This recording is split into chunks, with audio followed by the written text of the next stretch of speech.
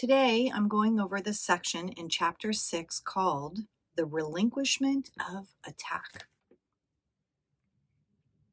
As we have already emphasized, every idea begins in the mind of the thinker. Therefore, what extends from the mind is still in it, and from what it extends, it knows itself. Okay, so we are the thinker. And what is in our mind is what we extend to everyone else. It is what we teach ourselves that we are and what we teach everyone else that they are. Whatever the thoughts are in our mind. And when he says from what it extends, it knows itself, means that whichever foundation we are believing in, ego foundation or spirit foundation, that is the thought that we will extend out. And that is the foundation that tells us who we are and who everyone else is. So if we're believing in the foundation of the ego, we believe we and everyone else are egos, therefore would attack. Or if we believe in the foundation of spirit, we believe that we are spirit and everyone else is spirit, and then there is no need for attack. So whichever foundation we're believing in is what we know about ourselves, right? Either we know that we're ego or we know that we're spirit. And then he says the word knows is correct here because the Holy Spirit still holds knowledge safe in your mind through his impartial perception. So he's talking about spirit perception. When we perceive with Holy Spirit, that knowledge of who we really are is held safe for us. So because Holy Spirit perceives correctly, Holy Spirit is holding on to the knowledge of who we really are. Because when we are identifying with ego, we have no idea who we really are. So when Holy Spirit is perceiving correctly through his impartial perception, he says, by attacking nothing, because that's what Holy Spirit does. It attacks nothing. He presents no barrier to the communication of God. When we are identified with Holy Spirit, there is no barrier to communicating with God. Holy Spirit is the voice for God. When we listen to Holy Spirit, we are communicating with God within our dream. Therefore, being is never threatened because that's what we really are, just beingness. When we are identified with Spirit and we know who we are, Spirit just is. God just is. Our true state is beingness. Your godlike mind can never be defiled. The ego never was and never will be part of it. But through the ego, you can hear and teach and learn what is not true. So he's saying that our real truth, which is spirit, can never be changed. That will never change. It will always continue to just be eternally. But when we believe in ego's thought system, we are believing things that are not true, meaning we're separate from God and we can attack and be attacked and things like that. Not only are we believing it, but then we are teaching it. So we believe things that are not true and we teach things that are not true, meaning we are ego and others are ego when we identify with ego. However, our real truth, which is that we are spirit, can never be defiled. It can never go away. Just because we're confused and we're believing the wrong things and teaching the wrong things doesn't make the truth go away. It's still always there, waiting patiently for us to remember and perceive correctly who we are by listening to Holy Spirit. You have taught yourself to believe that you are not what you are, right? When we're believing that we are ego, we are believing that we are not what we really are. You cannot teach what you have not learned. And what you teach, you strengthen in yourself because you are sharing it. So again, if we believe we're ego, then we are teaching ourselves and everyone else that they are ego. We cannot teach what we have not learned means that if we have not learned through perceiving correctly with Holy Spirit that we are spirit, we cannot teach it. And that is what Jesus wants us to do. That's what he's teaching us in this course, is how to identify with Holy Spirit, how to perceive Holy Spirit within ourselves and within everyone and everything else. Therefore, we will be perceiving correctly who we are, and then we will be teaching everyone else in the world who they really are as well. And that is true sharing. Sharing means practicing forgiveness, knowing that everyone and everything is just pure spirit. Every lesson you teach, you are learning. Meaning everything that we believe, whether we're believing in ego or spirit, is what we are learning for ourselves and what we are teaching the world. Remember, there's only one of us. All minds are joined.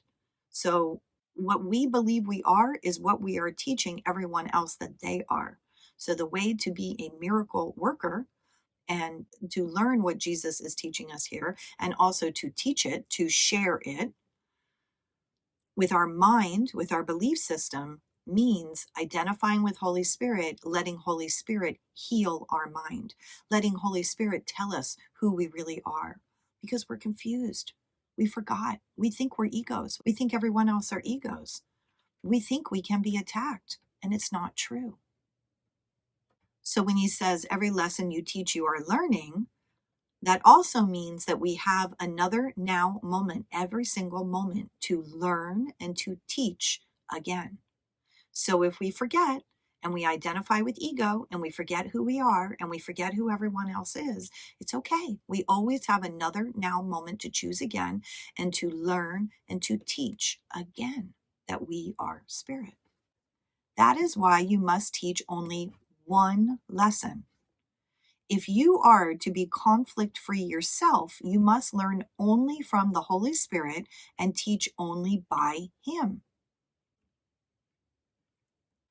So again, the one lesson he's talking about is us learning to identify with Holy Spirit, us learning who and what we really are, and then therefore seeing everyone and everything else out in the multiverse as spirit, because this is who we know we are and therefore what we are teaching everyone else that they are. That is the one lesson that he is asking us to learn. It is the only lesson that we need to learn.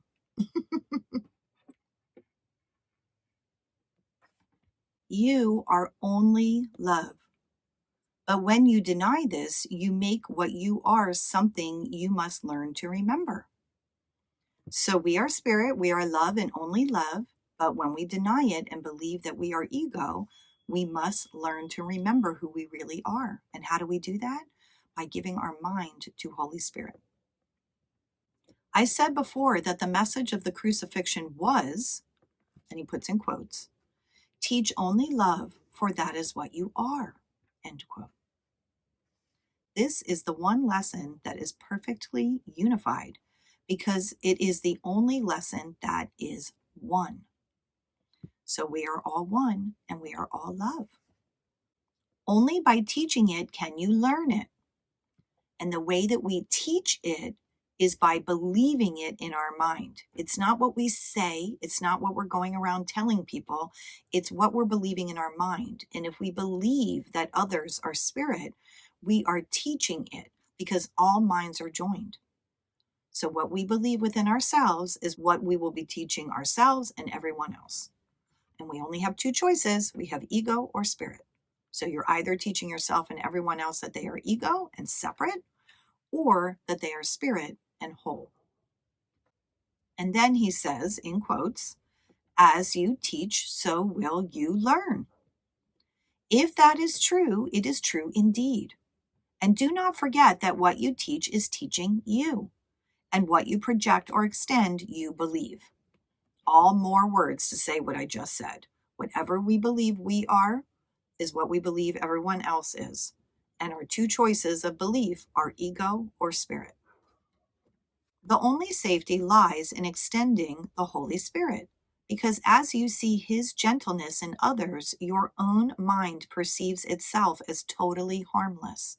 Again, whichever teacher we identify with is what our experience will be. So when we identify with Holy Spirit and we see His gentleness in the world, in everything and everyone else out there, as totally harmless, because you will be seeing the truth of who and what they really are, which is spirit.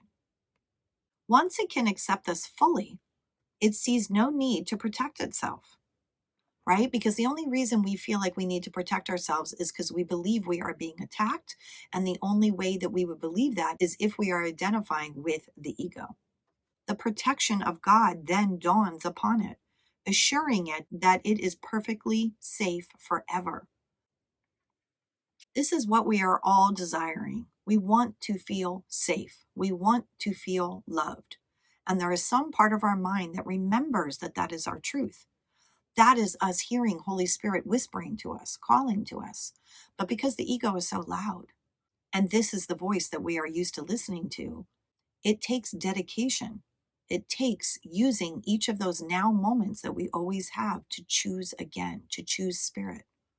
We are looking to know that we are harmless and that God is harmless and that our existence is love. We want to know that.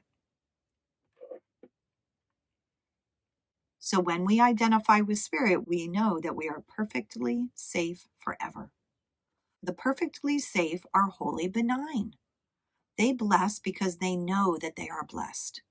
This is what happens when we identify with Holy Spirit. Without anxiety, the mind is wholly kind. The anxiety is coming from the ego. And because it extends beneficence, it is beneficent. That's what Holy Spirit does. It extends beneficence because it is beneficent. We are beneficent. We are spirit. Safety is the complete relinquishment of attack. Because remember, we only have two choices, ego or spirit. Ego is attack. Spirit is the relinquishment of attack. That is what we are looking for. No compromise is possible in this. You cannot compromise between spirit and ego. There is no compromise. It's just one or the other. You're either a separate being and capable of attack and being attacked, or you are healed and whole, and there is no such thing as attack. There is only love. There is no compromise between those two. Teach attack in any form, and you have learned it, and it will hurt you. He's talking about identifying with the ego. When we identify with the ego, we are teaching attack, we have learned attack, and it hurts us. Yet this learning is not immortal, and you can unlearn it by not teaching it. You can unlearn all the nonsense the ego has taught us by not believing it and not teaching it. In other words, not identifying with it, overlooking the ego, knowing that it's not real. Since you cannot teach, your salvation lies in teaching the exact opposite of everything the ego believes. So our salvation lies in believing spirit, the opposite of ego. This is how you will learn the truth that will set you free and will keep you free as others learn it of you. So our truth of identifying with spirit will set us free. And when we do that, we are teaching everyone else that they are spirit, and it also sets them free. Now, they are getting this from us unconsciously. You do not need to go tell people that they are spirit. You need to believe it within yourself. All minds are joined. So when you see others that way, they are getting the message unconsciously through our one joined mind that they are also spirit. That's how we do this. The only way to have peace is to teach peace. Now, again, he doesn't mean with your mouth. You don't have to go around teaching peace in that way. You just need to believe it within yourself. What you believe, what you identify with, is what you are automatically teaching everyone. So the only way for us to teach peace is to believe in peace, is to know that that's who we are, because we are allowing Holy Spirit to take over our mind. By teaching peace, you must learn it yourself, because you cannot teach what you still dissociate. So we have to accept Holy Spirit's message for us. We have to learn it ourselves. Only then can we share it with others. Again, it's within our mind, not with our words. Only thus can you win back the knowledge that you threw away. What is the knowledge that we threw away? The knowledge of spirit, knowing that we are spirit, knowing that the world is an illusion and we are not separate egos. That is the knowledge that we threw away by identifying with the ego, by believing the ego's nonsense. So the way we win it back is by overlooking the ego and identifying with spirit. An idea that you share, you must have. Meaning, whatever we believe everyone else is what we believe that we are. If we believe everyone else is ego, we believe we are ego. If we believe everyone else is spirit, we believe we are spirit. It awakens in your mind through the conviction of teaching it. So, which thought system we are identifying awakens in our mind through our conviction of teaching it. Meaning, are we teaching ourselves and everyone else that we are ego, or are we teaching ourselves and everyone else that we are spirit?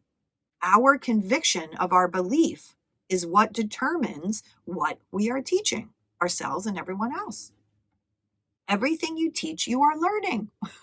Same thing. Everything we believe is what we are teaching and learning.